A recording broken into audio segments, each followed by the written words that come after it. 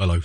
You made it. You managed to wade through the quagmire of dog shit and finally arrive at your coveted destination, which is our top 10 board games of all time. I know what's on your mind. All you're thinking about at this moment is whether or not Santa will empty his sack up your chimney. But enough of the Les Dawson style double entendres. Let's crack on with this final part of the list. Bollocks!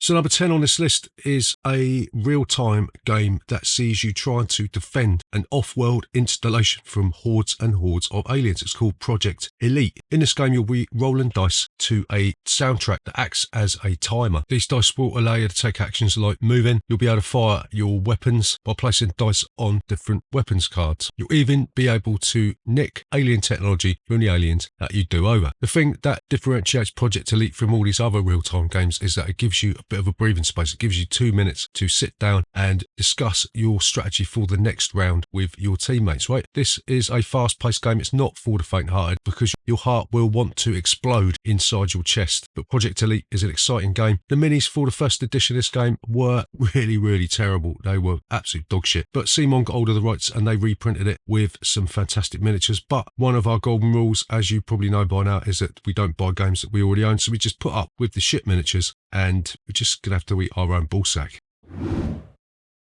Number 9 on this list is a game by Vlaada Chvátil. It is Mage Knight. This for us is the best solo game ever created. In Mage Knight, you're going to take control of a Mage Knight and you'll be rollicking around the countryside, attacking mage towers, doing over orcs. You'll be leveling up your character with spells. You'll be getting armies and you'll be making your way towards a city and you'll be trying to sack it, right? Mage Knight never ever gets old. There's always something new to discover in this game. The third expansion was a little bit wonky. It didn't really add too much to the game that we played, but the second expansion, the Lost Legion expansion, just opened the game up so much. And after all these years of playing this game, we're still playing it today. It's got everything. It's got a bit of deck building in it. It's got exploration. It's got a strong narrative that develops in your mind, right? And every single game of this is memorable for one reason or another. I don't think you can get the individual versions of this anymore. I think the only thing you can pick up is the Ultimate Edition, which contains everything, and that can be a little bit expensive, but fuck it, it's worth it, right?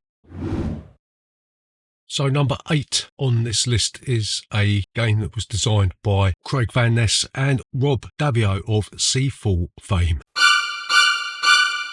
This game is HeroScape. In HeroScape, you'll be taking on the role of various factions from different periods in time. You might be Roman centurions, you might be a bunch of Green Berets, or you might just be a host of generic fantasy characters. All the miniatures for these factions are pre-painted, and you'll be running around this plastic landscape that you will build modularly, and you'll be using your special abilities to attack your opponents, taking control of different tiles on the board that will give you extra bonuses. And basically you'll be trying to eliminate the opposition before they eliminate you. HeroScape was one of a kind when it was released. There was nothing quite like it. And it was relatively cheap to get into as well. It's just a shame that it went out of print so quickly. I think it was very expensive to produce, so Hasbro lost a lot of money on it. And they did try and resurrect it with the Arena of the Planeswalkers Magic the Gathering spin-off, which in my opinion was absolutely diabolical. And then they tried a second time to bring it back through their Hasbro Pulse website, which is basically a Kickstarter for multi-billion-dollar corporations. And some people were shocked to find that it didn't fund. I wasn't surprised at all because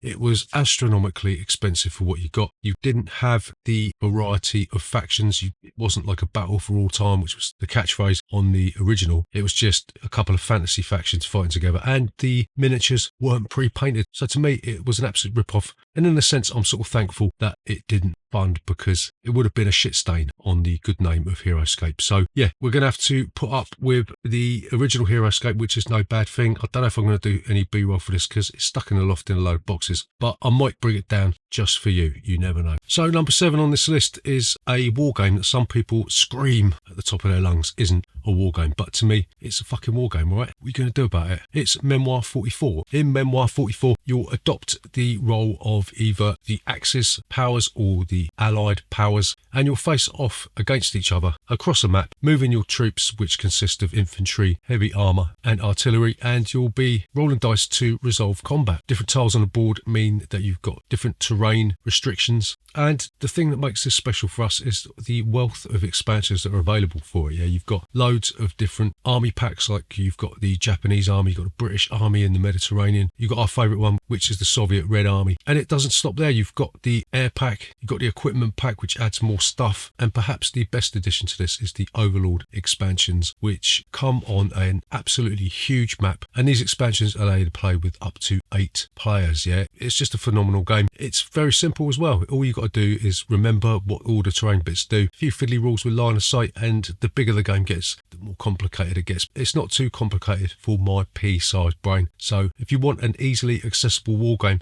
that expands to a size bigger than Big Lard Ringer's gut, then Memoir 44 is the war game for you.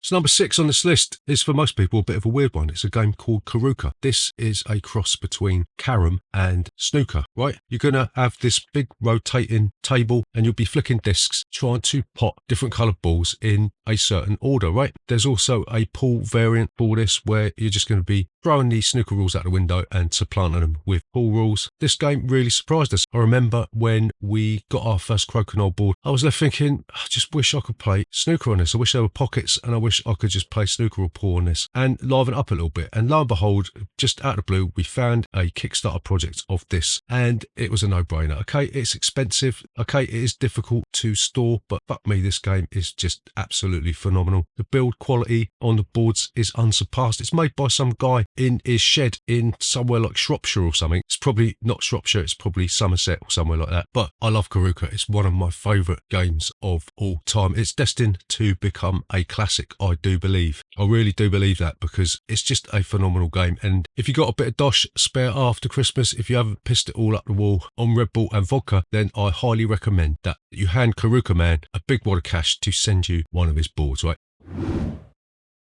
So number 5 on this list, we are getting closer to the end, right? I promise you, is a game called Kemet. This is unfairly classed as part of the Matago trilogy. I don't think it's anything like the other games in that trilogy. But anyway, in this you'll be taking the role of a clan in ancient Egypt. You'll be trying to take control of different points on a map by summoning your armies and asking a host of mythological creatures to rip the eyeballs out of your opponents, right? The way this works, there is a humongous set of tiles that you can purchase in the game. You might want to pick up the scarab beetle, you might want to tickle the Sphinx's sphincter, or you might just want to go defensive and buy a load of those blue tiles. The thing that makes Kemet great, aside from the power tiles that are available, is that you could teleport directly into someone's backyard, give them a good old spanking. So there's always going to be fights going on, there's always going to be conflict, and even if you lose the battle, you're going to be able to come back in. Kemet's without doubt one of the greatest area control games of all time. They got the theme dead on, and the action selection mechanism, coupled with the way that you feel that you are becoming more powerful with those tiles, means that it's just a game that you can play again and again and again, and always have different combinations.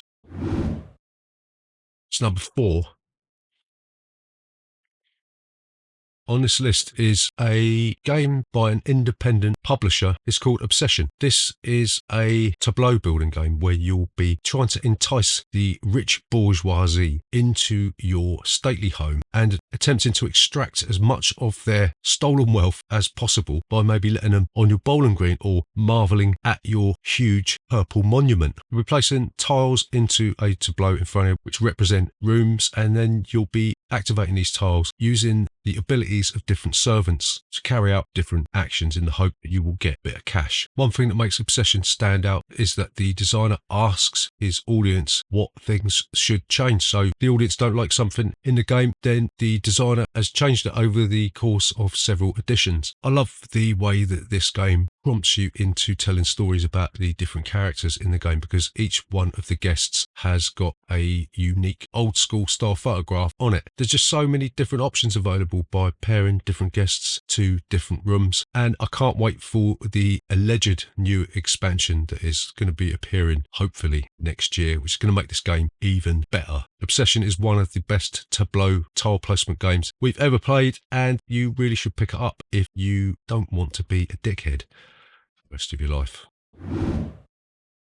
Number 3 on this list is a dexterity game that tries to replicate Formula One racing. On your tabletop, it's Pitch Car. In Pitch Car, you'll be creating a track out of these MDF jigsaw puzzle pieces, and essentially you'll just be flicking a disc around this track, hoping to come in first. There's a couple of other fiddly rules, like if you blow off track, you go back to where you were, or if you hit somebody else, you go back to where you were. But it's that simple. I've just explained the game to you in a matter of like 10 seconds or something, and if you didn't understand that, then really you need to go back to reading Peter and Jane, don't you? But yeah, there's 1,000,000,001 expansions for this. They even come up with like the loop expansion, which we didn't pick up because it was too expensive at the time, but now I'm sort of crying into my pillow thinking, why didn't I pick it up? So the possibilities are literally endless in Pitch Car. I did hear an apocryphal tale that some sweaty geek in Michigan or somewhere like that plays a full Formula One season with this game, but I don't believe that for 1 second, because I don't think there are any sweaty man geeks in Michigan. But yeah, Pitch Car is one of the greatest dexterity games, if not the greatest dexterity game ever created, and we're never, ever, ever going to get rid of it. In fact, I am going to be buried with it. Actually, I'm going to make a coffin out of track pieces. How about that?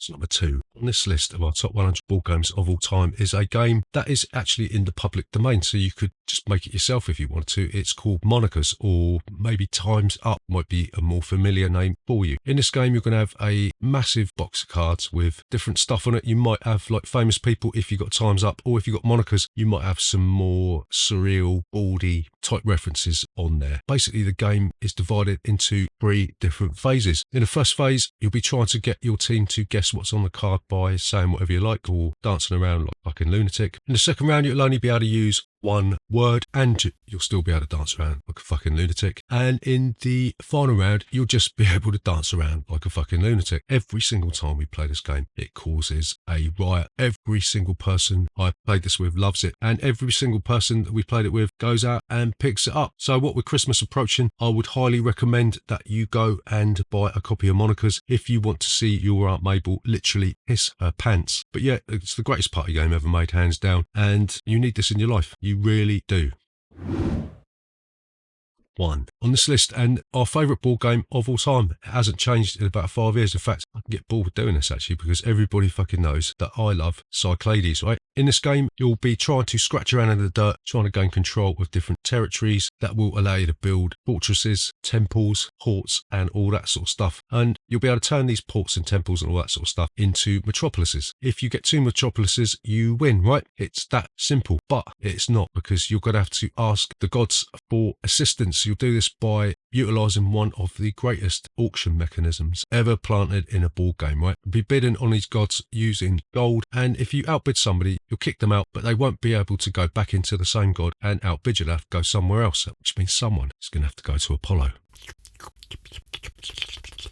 Not only have you got the favours of the gods to ask for, but you can also hire the services of a bunch of mythological creatures. You can get the Pegasus to drop you off anywhere on the map, which might save your bacon in an emergency. You've got creatures that can allow you to nick everybody's money, right? And you've got creatures associated with the miniatures that will either help you militarily on land, or like the Kraken, might help you militarily on the sea. There's also a bunch of expansions for this. You've got the Titans expansion, which adds more confrontation. You've got the Monuments expansion, which adds buildings that give you special abilities. You've got Hades expansion, which adds heroes and an extra god to bid on. And you've also got the Kemet crossover pack, which allows you to use the monsters out of Kemet in Cyclades and vice versa. This game is vast. There's just so many different options available to you if you want to play this game. You can just play vanilla Cyclades, which is sort of a bit of a slow burner, and then it just erupts like somebody that hasn't had a wank for 7 years. Me. Or you could just play more confrontational with the Titans expansion, right? I was told by Bruno Cavallo himself that a refresh should have been coming this year. Obviously, it hasn't turned up this year unless it's going to be like a week from now, but hopefully that will be here next year. He did say he's going to take the best bits out of the 2 core sets and the expansions and chuck them all in one new build. So we will be salivating for that. But yeah, Cyclades, I love the theme of ancient Greece. And if there's one thing that maybe is a little bit weak about this, it's the combat system. Yeah, you're just going to be rolling a couple of dice and adding your units to that dice with some other bits and bobs, right? But that adds to the simplicity of the game for me. You're always in with a chance of doing over your opponent, more or less. And Cyclades is just the greatest game ever made for me. I'm just waiting for it to be knocked off of its throne. Maybe next year. What with board games being a little bit weak this year, hasn't really been anything that can push it off for the top spot. But who knows, next year maybe something will be released that is better than this one, but I highly doubt it. Right, so there you go, that is the conclusion of our top 100 board games of all time. I've got to shoot off because I've got to help Mr. Kipling fill his tarts full of cream. All that remains to be said is happy Christmas to everybody who's watched this channel over the years. We're going to take a little break from this shit for a few days because this top 100 has taken a lot of time and effort to construct. So we'll be back with our annual New Year rant, telling you what we did like about the board gaming industry this year and what we didn't like about the board gaming industry this year. So keep an eye out for that. And that's it. I don't know what you're going to do now because there's going to be a huge black void in your life, bigger than the existing black void that already exists in your life. But I don't know, go and eat some Christmas cake or something, or just go and watch Aunt Mabel piss herself when you play Monica's on Christmas Day. Yeah. So happy Christmas.